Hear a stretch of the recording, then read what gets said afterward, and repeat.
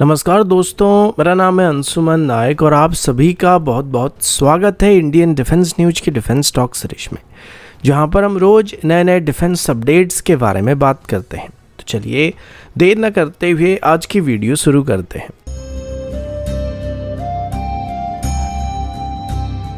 आज की पहली अपडेट एचएएल के कैट्स वॉरियर यूसीवी की तरफ से है, जिसे रिसेंटली एरो इंडिया 2025 के दौरान डिस्प्ले किया गया था। यह लगभग 2 टन का एक loyal wingman unmanned aerial combat vehicle होने वाला है, जो इंडियन एयरफोर्स के लिए गेम चेंजर साबित हो सकता है।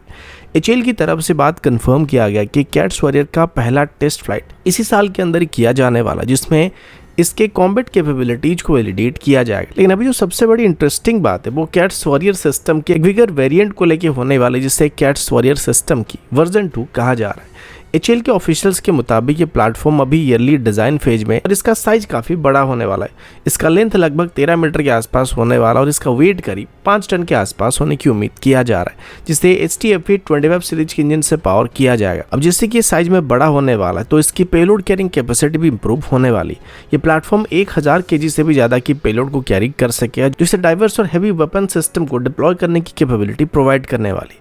कंपेयर किया जाए तो करंट कैट्स वॉरियर सिस्टम सिर्फ 2 ही स्मार्ट एंटी एयरफील्ड वेपन को कैरी कर सकता है, लेकिन कैट्स वॉरियर 2 की बात करें तो इसमें मिनिमम 4 से 5 सेम कैटेगरी वेपन को इंटीग्रेट किया जा सकेगा। एचएएल के ऑफिशियल्स ने यह बात भी क्लियर किया कि कैट्स वॉरियर 2 का डेवलपमेंट अभी इनिशियल स्टेज में और इसको भी कंपैरेटिव स्टेज में पहुंचने के लिए 4 से 5 साल लगने वाला है। और इनिशियल फेज में अगर इसकी टेस्टिंग सफल होता है तो तब जाकर इसकी फुल स्केल डेवलपमेंट को स्टार्ट किया जाएगा। अगर कैट्स वॉरियर 2 को देखा जाए तो ये एक मिनिएचर फाइटर बॉम्बर की तरह होने वाला, जो सिर्फ ज्यादा पेलोड कैरी नहीं करेगा बल्कि advance sensor, electronic warfare suit और एयर लॉन्च मुनिशन से भी इंटीग्रेट किया जा सकेगा। और सोशल मीडिया प्लेटफॉर्म पर स्पेकुलेशन चल रहा है कि कैट्स वॉरियर 2 यूनाइटेड स्टेट के HQ-58 वैल्क्यरी और रशिया की ओकिनोक जैसे इंटरनेशनल यूसीवी के लिए मेन कंपटीटर बनने वाला है। अगला अपडेट ड्रोन टेक लैब के रैप्टर यूएवी की तरफ से, जो अब इंडियन एयरफोर्स के मैन अनमैन टीमिंग सिस्टम यानी कि मम्टी कैपेबिलिटीज में एक नया रिवोल्यूशन ला सकता है। कोलकाता बेस्ड इस टेक्नोलॉजी फर्म ने मिनिस्ट्री ऑफ डिफेंस के prestigious iDEX Aditi edition 1.0 challenge को जीत लिया और ये चैलेंज स्पेशली उन इंडियन स्टार्टअप के लिए था जो इंडियन एयरफोर्स के लिए कटिंग एज वेपन को या कटिंग एज वेपन सिस्टम को डेवलप कर सकते हैं। एरो इंडिया 2025 के दौरान बेंगलुरु में रैप्टर यूएवी का शोकेस किया गया था, जिसमें इसका इनोवेटिव डिजाइन और टेक्निकल एडवांटेजेस को हाईलाइट किया गया था। ये यूएवी MI-17 हेलीकॉप्टर के बॉम्ब रैक के साथ इंटीग्रेट किया जा सकता है। ड्रोन टेक लैब के ऑफिशियल्स के मुताबिक रैप्टर यूएवी का लॉन्च मैकेनिज्म इस तरह से डिजाइन किया गया कि ये MI-17 हेलीकॉप्टर में बिना किसी मेजर मॉडिफिकेशन के डिप्लॉय किया जा सकता है, इंटीग्रेट किया जा सकता है और आगे चल के इसे अपाचे और हमारे इंडिजिनस लाइट कॉम्बैट हेलीकॉप्टर में इंटीग्रेट किया जा सकता है। इसका रेंज करीब 40 किलोमीटर के आसपास होने वाली और इसको आईएसआर ऑपरेशन में एक गेम चेंजर कहा जा सकता है।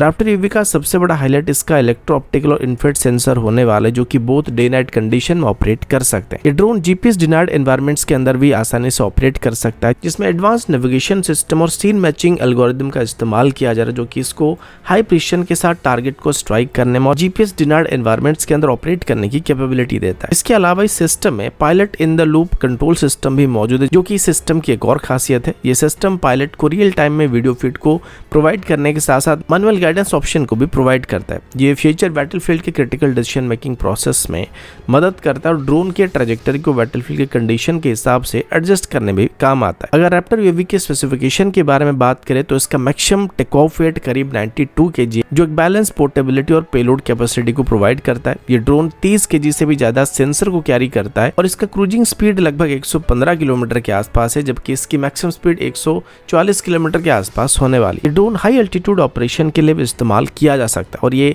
सी लेवल से लगभग 7000 मीटर के एल्टीट्यूड में ऑपरेट कर सकता है, जो कि इसके हिमालयन रीजन में ऑपरेट करने की कैपेबिलिटी प्रोवाइड करने वाला है।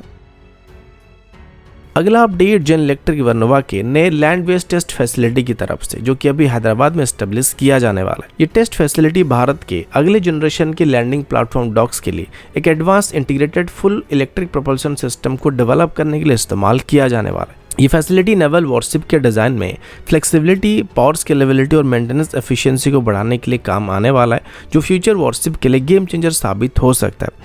Integrated full electric propulsion system का सबसे बड़ा एडवांटेजेस ये है कि ट्रेडिशनल मैकेनिकल ड्राइव शाफ्ट की ज़रूरत को एलिमिनेट करता है, जिसका मतलब ये है कि पावरफुल इलेक्ट्रिक propulsion मोटर को शिप के अंदर कहीं पर भी इंस्टॉल किया जा सकता है, जो ना सिर्फ स्पेस यूटिलाइजेशन को ऑप्टिमाइज करता है बल्कि शिप की सर्वाइबिलिटी को इम्प्रूव कर सकता है। ये सिस्टम नेवल और कोस्ट गार्ड की फ्लीट के छोटी से छोटी वेसल से लेकर बड़े से बड़े साइज की वेसल में इस्तेमाल किए जा सकते हैं। जेन इलेक्ट्रिक वर्नोवा का ये शिप इलेक्ट्रिक ग्रिड एक स्मार्ट एनर्जी मैनेजमेंट सिस्टम है जो propulsion और ऑनबोर्ड इलेक्ट्रिकल सिस्टम के लिए एफिशिएंट पावर डिस्ट्रीब्यूशन सेटअप को प्रोवाइड कर सकता है।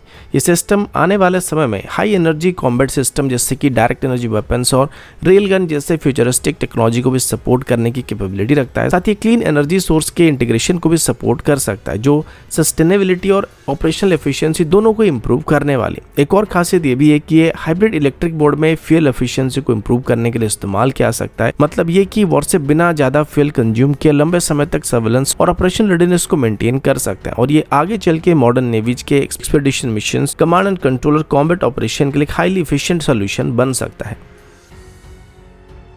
अगला अपडेट IJT-36 एयरक्राफ्ट को लेकर है, जिसे रिसेंटली एरो इंडिया शो के दौरान यशस के नाम से रीब्रांड किया गया है। पहले इसको हिंदुस्तान जेट ट्रेनर यानी कि HJT-36 सितारा के नाम से जाना जाता था, लेकिन एक्सटेंसिव मॉडिफिकेशन के बाद HAL की तरफ से रिसेंटली इसको यशस के नाम से रीब्रांड किया गया है। IJT-36 प्रोग्राम को 1999 के आसपास स्टार्ट किया गया था, जिसका एम किरण एयरक्राफ्ट को रिप्लेस करने का था, जो अब पुराने हो चुके हैं। लेकिन ये प्रोजेक्ट मल्टीपल टेक्निकल इशू की वजह से डिले और चैलेंजेस का सामना करता आ रहा है। स्पेशली डेवलपमेंट के दौरान इसकी स्पिन और डिपार्चर कैरेक्टरिस्टिक को मीट करने में काफ़ी सारे प्रॉब्लम आई थी।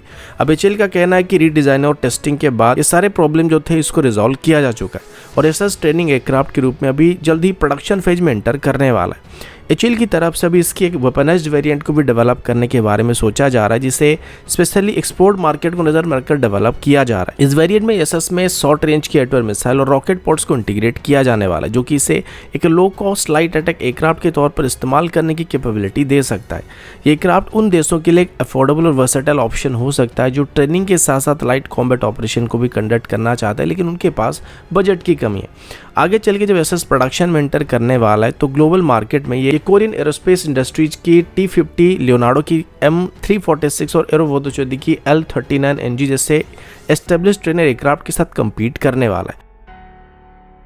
अगला अपडेट टॉनबो इमेजिंग की तरफ से डेवलप किए गए वेब स्ट्राइक सिस्टम की तरफ से है। एरो इंडिया 2025 के दौरान टॉनबो इमेजिंग की तरफ से पहली बार अपनी web strike high power microwave direct energy weapon को डिस्प्ले किया गया था। ये एक थर्ड जनरेशन की हाई पावर माइक्रोवेव टेक्नोलॉजी है, जिसे सर्च एंड ट्रैक रडार और इलेक्ट्रो ऑप्टिकल सिस्टम के साथ इंटीग्रेट किया गया है। ट्रेलर माउंटेड होने की वजह से ये लाइट मोबिलिटी व्हीकल या किसी भी 4x4 व्हीकल के साथ क्विकली डिप्लॉय किया जा सकता है, जो इससे मोबाइल और बैटलफील्ड में डिप्लॉय करने में काफी आसान बनाता है। इस सिस्टम का सबसे बड़ा एडवांटेजेस ये है कि ये इलेक्ट्रॉनिक सिस्टम को डिसरप्ट या डिसेबल कर सकता है, जो इसे मॉडर्न इलेक्ट्रॉनिक वॉरफेयर के सेगमेंट में गेम चेंजर बनाने वाला है। एरो इंडिया 2025 में टॉनबो इमेजिंग की तरफ से वेब स्ट्राइक का डेमो दिखाया गया था, जिसमें इसकी स्वार्म ड्रोन अटैक को काउंटर करने की पोटेंशियल को वहां पे डिस्प्ले किया गया था, जो कि आज के समय बहुत बड़ा थ्रेट बना हुआ है। और अभी टॉनबो इमेजिंग की तरफ से बात बताया गया है कि उनको अभी वेब स्ट्राइक सिस्टम के लिए एक एक्सपोर्ट ऑर्डर भी मिल चुका है, लेकिन कॉन्ट्रैक्ट की ऑब्लिगेशन की वजह से वो भी अपने क्लाइंट के डिटेल शेयर नहीं कर रहे हैं कि किस देश के साथ साइन किया जा रहा है। लेकिन इतना बताया जा रहा है कि अभी टॉनबो इमेजिंग की तरफ से वेब स्ट्राइक सिस्टम की 4 यूनिट को उन देशों को डिलीवर किया जाने वाला है, जो कि इसे टेस्टिंग के लिए इस्तेमाल करने वाला। और अगर वो इसकी परफॉर्मेंस से खुश होते हैं तो आगे चल के इसके एडिशनल ऑर्डर मिलने की उम्मीद किया जा सकता है। तो दोस्तों अभी के लिए इतना ही, मिलता हूँ आपसे अगले वीडियो में, तब तक के लिए जय हिंद, वंदे मातरम।